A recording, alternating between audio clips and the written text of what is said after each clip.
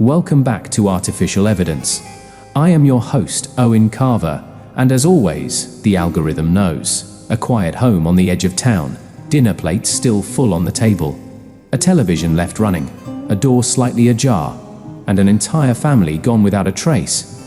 These are the details that haunted the town of Hastings, Nebraska in the summer of 1978, when the Grayson family, a seemingly ordinary household of 4, vanished overnight. No forced entry, no signs of struggle, and no clear motive. Just an empty house frozen in time. The case baffled police, frustrated investigators, and left neighbors terrified.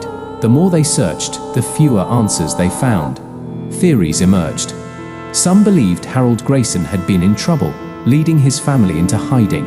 Others were convinced of a more sinister explanation, that something or someone had taken them. Decades later, the case remains one of the most perplexing disappearances in Nebraska's history. Tonight, we revisit the details, the theories, and the shocking discoveries that would come years later. This is the story of the vanishing at Hastings. It started with a phone call, the kind of call that, in the moment, seems like a minor inconvenience, but later turns into something far worse. On the morning of July 17, 1978, Harold Grayson failed to show up at the grain elevator where he had worked for nearly 2 decades. His supervisor called his home, but no one answered. He tried again an hour later, still nothing. By noon, co-workers began to wonder if something was wrong. Harold was not the kind of man to simply disappear. He was reliable, predictable even. It was around 3 in the afternoon when a neighbor, Margaret Lindstrom, decided to check on the family. She walked up the front steps of the modest ranch-style home, knocked on the door, and waited. No answer. She knocked again, harder this time, before hesitantly pressing her hand to the doorknob. It turned easily. The door was unlocked. What she saw inside would send shockwaves through the town of Hastings. The Graysons' home looked as if they had simply stepped out for a moment. The dining table was set for dinner, plates still half full. A small fan hummed in the corner of the living room. The television flickered, playing some late-morning game show. Everything was exactly as it should be, except for one glaring detail. The entire family was missing. Harold Grayson, his wife Linda, their 2 children, 9-year-old Matthew and 6-year-old Erin, gone. The local police department was called in within the hour.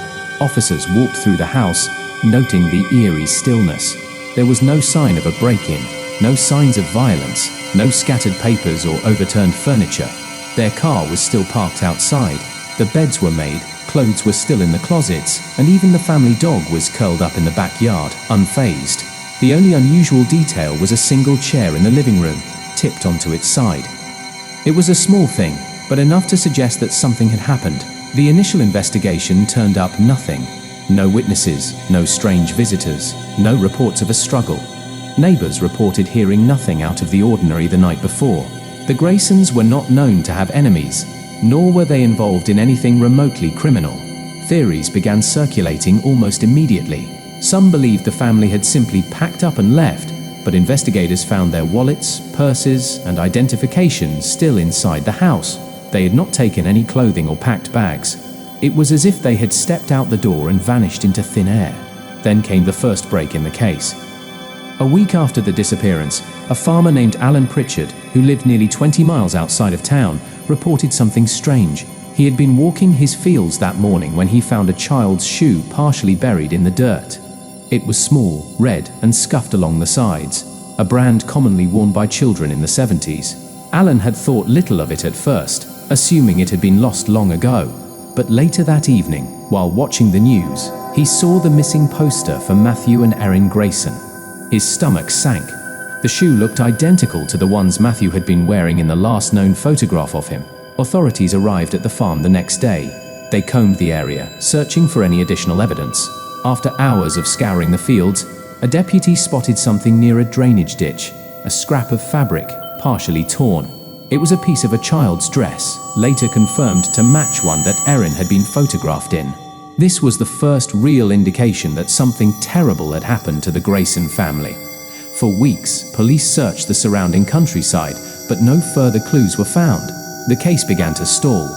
Investigators looked into Harold's background, searching for anything that might indicate why someone would want to harm his family. They found nothing. No debts, no criminal history, no secret affairs. Linda was a well-liked teacher at the local elementary school, known for her kindness and patience. They were, by all accounts, a normal family. But normal families do not simply disappear. Years passed and the case faded from the public eye. The Graysons became another unsolved mystery, another cautionary tale whispered about in town. Theories continued to circulate. Some believed they had been abducted by someone they knew. Others insisted they had fled, though no one could explain why. Then, in 1986, nearly a decade after their disappearance, the case took an unexpected turn. A hiker exploring a remote section of the Sandhills National Wildlife Refuge stumbled upon a rusted-out station wagon, half buried in the underbrush. The license plate was still visible, though weathered by time. It belonged to Harold Grayson. Inside the vehicle, investigators found only a few personal belongings: an old notebook, a set of keys, and a water-stained road map. No signs of the family, no bodies, no evidence of what had happened. But the discovery reignited interest in the case.